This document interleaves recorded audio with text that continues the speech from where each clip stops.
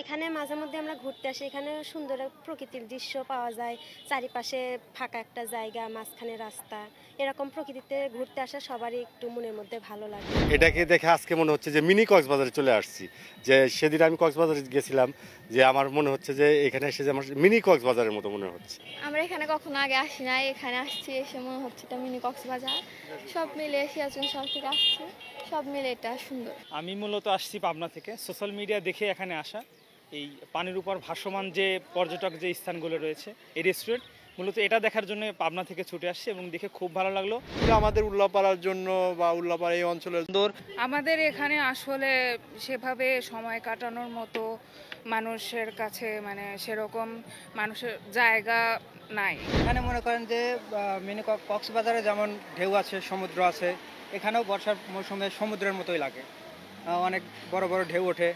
এই জন্য মনে করেন যে এটাকে মিনি কক্সবাজার বলা হয়। এখানে মাঝে মধ্যে আমরা ঘুরতে আসি। এখানে সুন্দর প্রকৃতির দৃশ্য পাওয়া যায়, চারিপাশে ফাঁকা একটা জায়গা, মাঝখানে রাস্তা। এরকম প্রকৃতিতে ঘুরতে আসা সবারই একটু মনের মধ্যে ভালো লাগে, একটু সুন্দর আবহাওয়ার মধ্যে থাকা।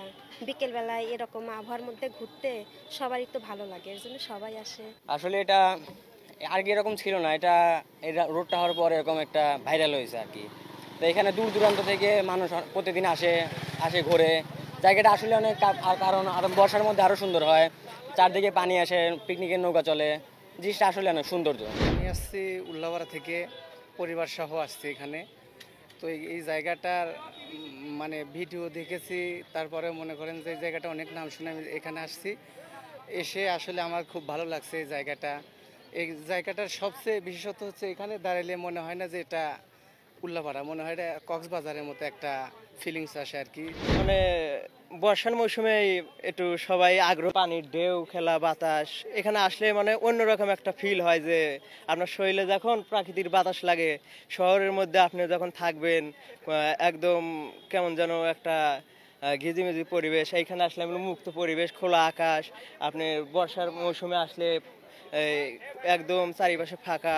মাসে হোক, সপ্তাহে হোক, প্রতিটা ফ্যামিলিরই মানে উচিত যে মানে সবারই উচিত যে ফ্যামিলিকে সময় দেওয়া। এখানে এর আগে কখনো আসিনি, যদিও নেটে দেখছি, ফেসবুকে দেখছি, অনেক ভালো লাগছে। আজকে আসলাম, এই তো ফ্যামিলি নিয়ে আসছে, অনেক ভালো লাগতেছে। মনে হচ্ছে আসলে এটা একটা মিনি কক্সবাজার। আসলে এখানে আসে মূলত ভালোই লাগে, মানুষ কর্মব্যস্ততার কারণে একটু অবকাশ জীবনযাপন করার জন্য, আনন্দ করার জন্য বা একটু নতুন জায়গায় আসলে একটু ভালো লাগে। আর আমি এখানে প্রতি বছরই বা সপ্তাহে 2-1 দিন আসি। বউ বাচ্চা নিয়ে আসলে, পরিবার নিয়ে আসলে একটু ভালো লাগে আর কি। এই জায়গাটা বরাবরই ভালো লাগে। আর বৃষ্টির সিজনে যখন পানি হয়, যেহেতু ভাসমান একটা জায়গা, প্লেস, তো সেই ক্ষেত্রে অনেক ভালো লাগে আমাদের। এবং যার কারণেই আমরা কষ্ট হওয়ার পরেও আসি, যে একটু কক্সবাজারের ফিল যেন এখান থেকে আমরা পাই।